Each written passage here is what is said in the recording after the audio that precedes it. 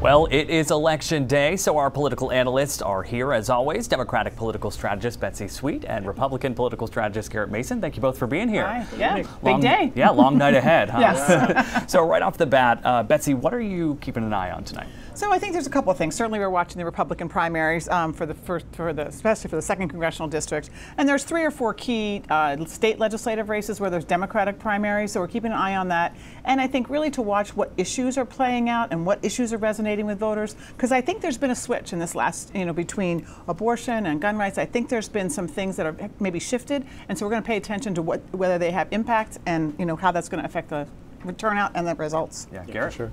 I think there's a couple of state legislative races that are going to play into the second congressional district. We're watching the Waterville area primary on the Republican side between Scott Searway and Mike Perkins, both well-known legislators. I think that could have some heavy impact in that race. You're also looking at the Hamden area seat, with Peter Lyford and Dave Hagan going against each other. Both have endorsed different candidates. It's a huge area for that race. And I think the big prize of the night for CD2 is Lewiston Auburn. Both men are not from that area, so it's a big prize to be won, and we'll see where people go. So it's going to be a big night. Absolutely. And Betsy kind of started talking about the issues here. We have abortion, we have gun rights, especially in the Lewiston Auburn area after the deadly shooting months ago.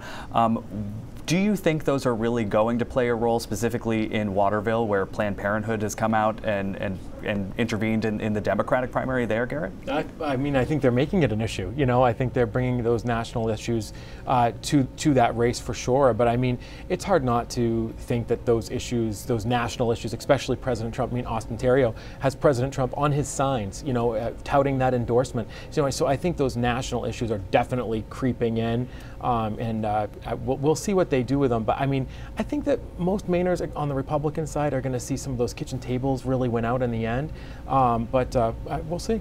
Betsy? Well, I do think national issues. I think the abortion issue, like the race in Waterville, is really important. We're seeing it across the country. And it's funny you say the Democrats have made it an issue. Actually, the Republicans made it an issue when they overturned Roe v. Wade. So it's not the Democrats that have made this an issue. But I think it's really important. I think we are seeing that. I think housing is one of those kitchen table issues that's going to come in, but also has national stuff. And I think the interesting thing that I'm watching on the Republican side is most of those races, those primary races, are people who are really pro-Donald Trump and people who are just a little bit Donald Trump.